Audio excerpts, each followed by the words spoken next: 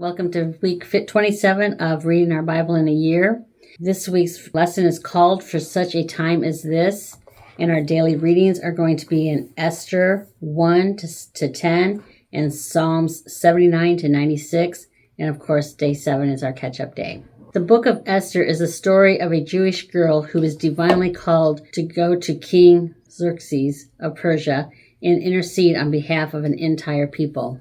The Jews were in exile, and after the king of Persia had cast his previous wife out for disobedience, Esther had become queen by a kingdom-wide beauty contest and the help of the Lord.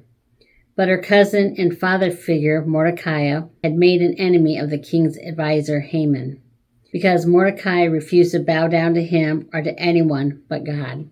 So Haman tricked the king into decreeing that all Jews be killed. Mordecai sent word to Esther, and all her people were depending on her, but she was reluctant to intercede with her husband, the king, who didn't know she was Jewish.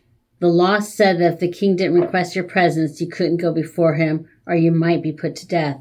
But in Esther 4:14, Mordecai asked her, "Who knows if perhaps you were made queen for such a time as this?" The rest, as you'll read this week, is history. My friends, please know that you too have been called for such a time as this. Rest assured that all the things you've been through have prepared you for now. Every battle you've had to fight and every tear you've shed have been part of your process. Just as a soldier has to go through training before going to war, you have gone through various trials that have prepared you for this time of your life. Maybe you're being called as an intercessor for your family because you have experience seeking the Lord, or you're being called to intercede for your neighbor, city, or state because you have a sincere desire for peace and unity to the driving force on earth. Perhaps you've been called to pray for the school system in your region because you've been so fervent in prayer for children over the years.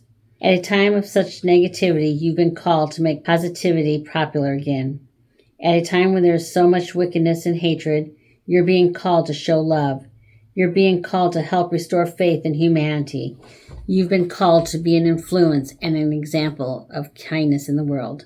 Every juncture in your life has prepared you for such a time as this.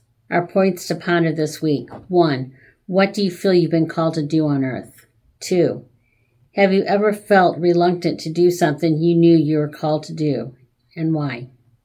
And 3.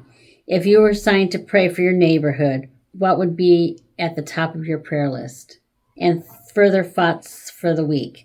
How exactly did Queen Esther triumph in Esther 7? She invited King Xerxes and Haman to dinner, where the king said he'd give Esther anything she wanted, even half the kingdom. So Esther pleaded with him to spare her life and the lives of her people. Of course, the king was furious and demanded to know who would dare to want to harm Esther. She exposed Haman as the culprit, and the king had him impaled on the very pole Haman had set up for Mordecai. Haman experienced the repercussions of his own destructive intentions. This just proves that whatever a man sows, that he will also reap.